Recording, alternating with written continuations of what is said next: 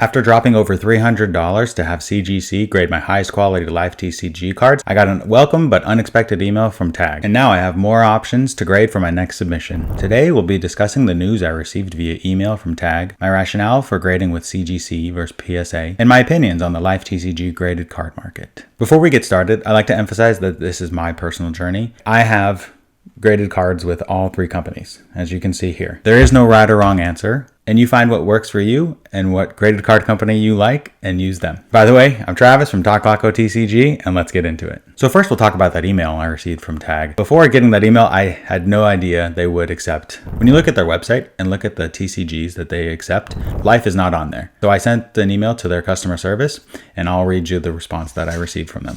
And this is verbatim. From a cursory review of this set, we do not believe there should be any issue regarding these cards, although they are not currently in TAG's database. So what that means is they'll most likely grade the cards. Now, when you submit with TAG, you enter in the first couple characters of the card name and it'll automatically pop up in the database and you can just click it with a picture and everything. And when it's saying it's not in the database, that means you have to manually enter it, which is a little more work, but to get these LIFE TCG cards graded, I'm more than happy to do that. Now, I received this email from TAG right after I sent off my cards to CGC. Before sending a ton of LIFE TCG cards into TAG to get graded, I made a test submission.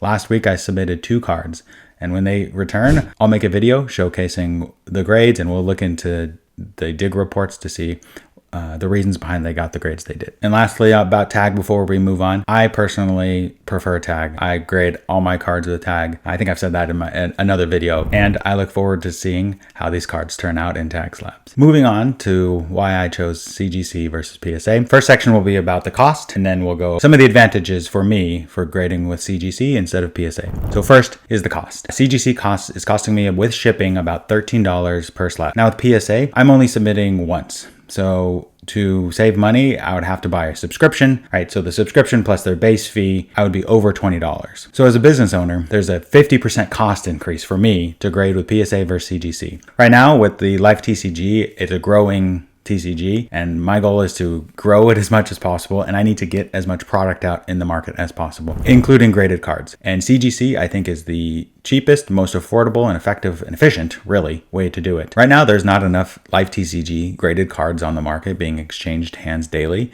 to drive a significant marketplace. Therefore, I personally could not substantiate the incremental cost for PSA versus CGC, right? Especially if my goal is to just get in and out, get cards on the market, and maybe add one here to my collection. So you might be wondering, what did I submit? I submitted 25 high pop holos for grading. And now we'll go through some of the advantages that I see from grading with CGC versus PSA. One of them being faster turnaround times currently, albeit not much faster right now. I want to say it's only 5 to 10 business days faster, but CGC is faster. And I quite frankly just don't want to wait an extra 1 to 2 weeks.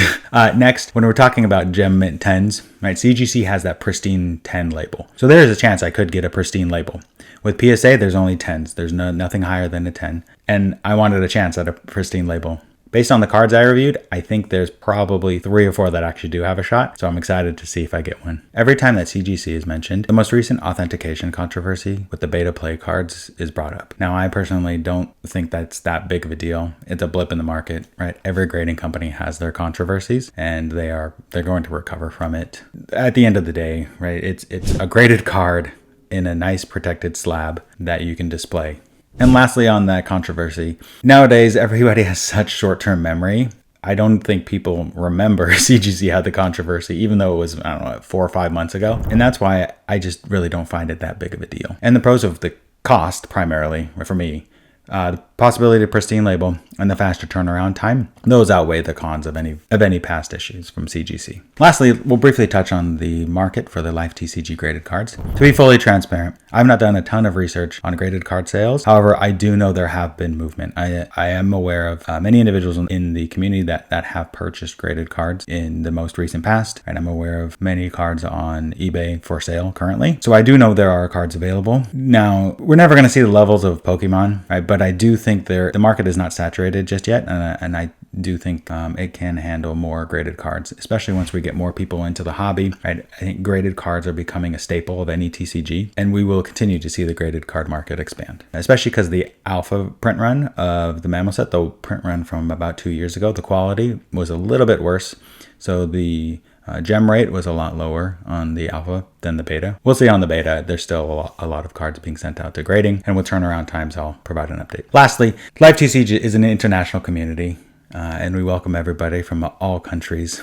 So I know there are graded cards in France, the UK, I think I want to say Ace Grading, and there's another French grading company. I can't remember the name right now, but there are grading companies all around the world that have graded Life TCG cards. So it's not a PSA versus CGC versus Tag. It's like really like, 5 to 10 different grading card companies. And due to the various grading card companies, I don't think there will be a standard set grading company for like graded cards, like for Life TCG graded cards. And I think that drives home the point of you need to choose, if you want to grade a Life TCG card, grade with the company you want. Grade with the company you think has the best quality, best look, best feel, and is economically feasible for you, because in the end, the only opinion that matters is yours. Today, we discussed why CGC made the most sense for my current submission. I'll keep you all informed. I'll make an update video once I receive my test submission back from Tag. I'm excited to see what grades I get and how they look in the Tags Lab. I know I have viewers from around the world, so I'm really interested to hear what grading companies you use around the world, to what grading companies you prefer, whether it's US or not. Please leave a comment below and let me know.